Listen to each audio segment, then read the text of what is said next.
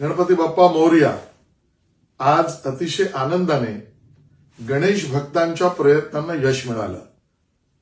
POP वरची बंदी जी पूर्वी घातली होती ती न्यायालयाकडनं राज्य सरकारने सोडवून घेतली.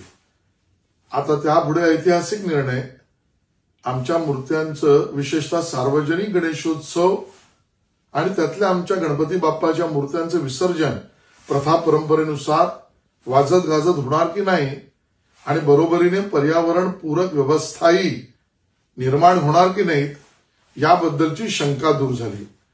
मला स्वतःला याचा खूप आनंद आहे की मी स्वतः राजीव गांधी आयोग जो माझ्या विभागाअंतर्गत माननीय काकोडकर साहेबांच्या नेतृत्वात त्यातला आलेला अहवाल पीओपीच्या मूर्त्यांना परवानगी द्यायला मदतनीस ठरलाच, पण बरोबरीने दुसऱ्यांदा अभ्यासगट निर्माण केल्यावर पीओपीवर प्रक्रिया होऊ शकते आणि म्हणून या सगळ्याला समुद्र आणि नैसर्गिक जलस्रोतांमध्ये विसर्जनाचा रस्ता हा काढता येऊ शकतो ही भूमिका अहवालातनं मांडली.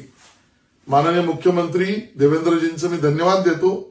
त्यांनी या विषयात बैठक घेतली आणि संबंधित सर्व खात्यातले अधिकारी यांच्या प्रयत्नाने आता आपला गणपती बाप्पा पर्यावरण पूरक राहीलच आणि प्रथा परंपरेत उत्साहामध्ये सर्व सार्वजनिक गणेशोत्सवांच्या विसर्जनाची धूम ही राज्य महोत्सव म्हणून आता पूर्ण जगभर होतीच, ती अजून वाढेल. मला या ठिकाणी नमूद करायचंय, अगोदरच्या सरकारच्या काळात कोविडच्या काळामध्ये गणपती बसूच नये अशी व्यवस्था तत्कालीन मुख्यमंत्री उद्धवजींनी केली. एक प्रकारची ती बंदीच मांडता येईल. त्या अगोदरच्या काळात पीओपीच्या बाबतीत गैरसमज करून चुकीच्या आधारावर सीपीसीबीच्या गाईडलाईनवर न्यायालयाचे आदेश आले.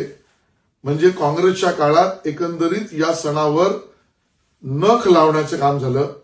या दोन्ही बंधनातून मान्य देवेंद्रजी महायुतीच्या सरकारने गणेश भक्तांची इच्छा पूर्ण केली आणि आता आपला लालबागचा राजा असो, चिंचपोकळीचा चिंतामणी असो, गणेश गल्ली असो, गिरगावचा राजा असो, उपनगराचा राजा असो, 6 फुटाच्या वरचे सर्व सार्वजनिक गणेशोत्सव दिमाखात विसर्जनाचे सोहळे होतील आणि त्याबरोबर त्या 6 फुटाच्या खालचे आमचे गणपती बाप्पा पर्यावरणपूरक कृत्रिम तलावामध्ये विसर्जन होईल.